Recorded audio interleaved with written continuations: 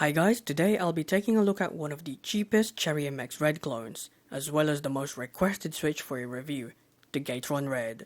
Let's get started. The Gateron Red is a budget-oriented switch to the more expensive Cherry MX Red.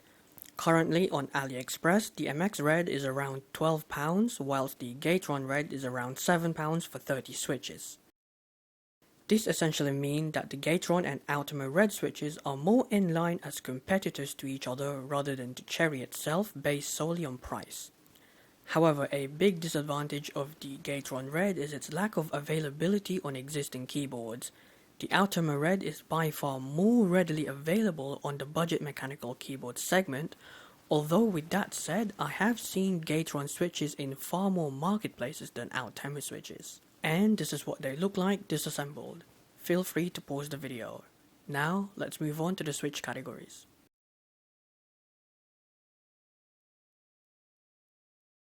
On-center key presses are smooth for most switches.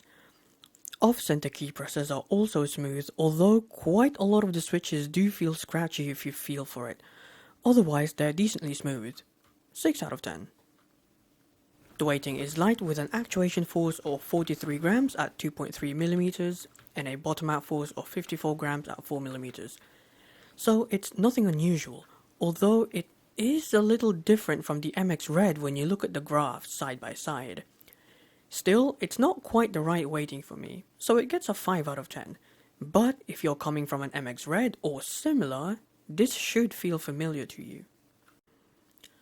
Right, sound is nothing special. This is bog standard, average, the run-of-the-mill soundtrack you expect from a switch like this. 5 out of 10.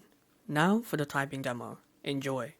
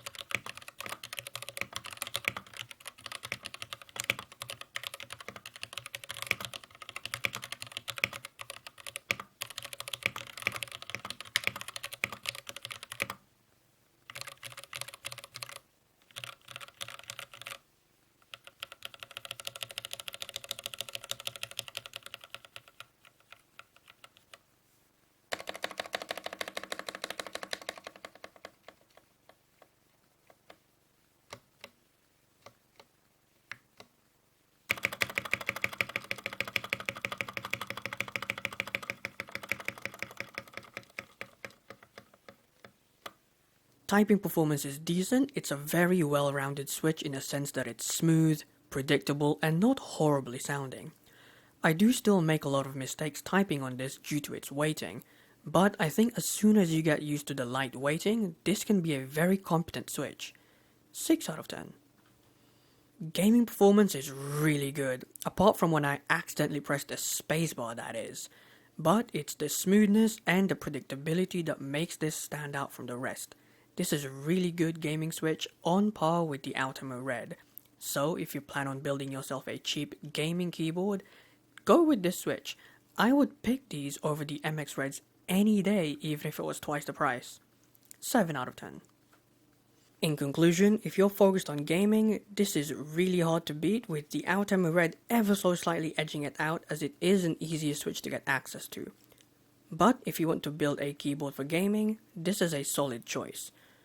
With that said, the final score for this switch is 29 out of 50 or 58%, only 1 point behind the Ultima Red in sound.